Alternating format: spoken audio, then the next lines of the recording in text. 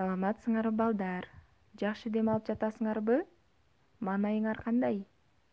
Азаматтар, силер менен бүгүн кайрадан биз музыка сабагын өтөбүз. Бүгүнкү биздин өтүлүүчү темабыз Африка жана Латын Америка музыкалары болмокчу. Биринчи биз Африка музыкасынын тарыхына күбө бололу эле. Китебиңерде 96 бетти ачып, карап олтурсаңар да болот. Анда көңүл коюп окула. Африканын бир уруусунун уламышында жаратуучу эң алгач барабанчыны, мергенчини жана устаны жараткан деп айтылат.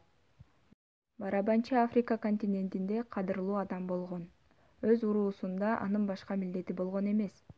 Эгер барабанчы негизги ишин аткара албаса, кулагынан ажырап калышы мүмкүн эле.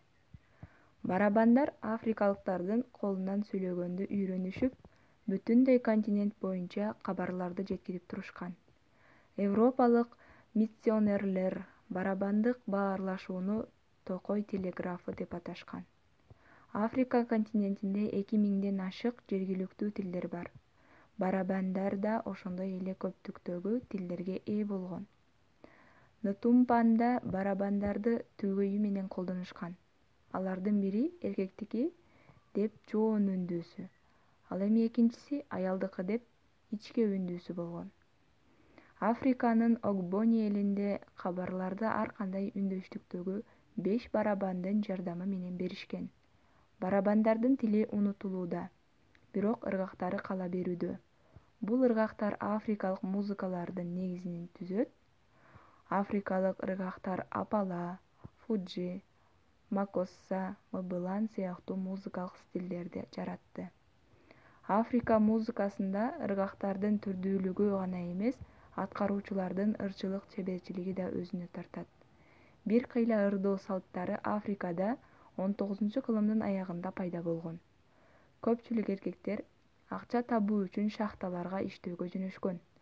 Алар үйлөрүн сагынышып, туугандарына болгон кусалыгын өздөрүнүн ырлары аркылуу билдиришкен.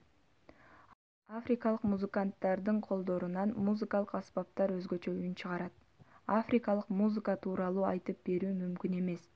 Аны угуп гана Масаи талааларынын кургак шамалын сезип, Виктория шаркыратмасынын чачырандысынан пайда болгон айдын желесин көрүүгө болот. Балдар, силер темага түшүндүңөрбү? Анда силерге 3 суроо берейин. Төмөндөгү 3 суроого силер жооп бергиле. Жооп жазып бүтсөңөр, эми кошумча экинчи темабызды өтөлү. Бул Латын Америка музыкасы.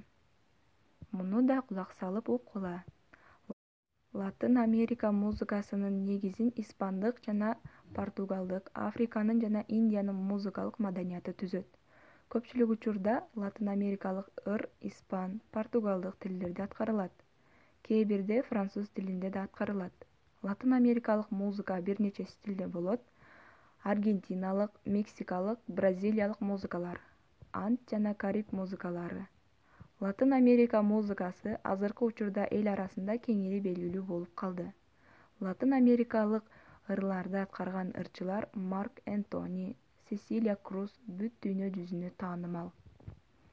Балдар, бул тапшырма боюнча дагы 3 суроо берип, ага өзүм жооп берейин. Калган суроолорго силер жооп бергени аракеттенесиңер. Биринчи сурообуз мындай экен. Латын Америкалык музыкасынын негизин кайсы элдердин музыкасы түзөт? Испандык, португалдык жана африкалык, Индиянын музыкалары түзөт. Экинчи суроо. Латын Америкалык музыка кандай стилдерде болот? Аргентиналык, мексикалык жана бразилиялык стилде болот. Үчүнчү. Латын Америкалык ырларды аткарган ырчылардан кимдерди билесиңер? Төмөндө айтып кеттик. Марк Энтони, Сесилия Круз.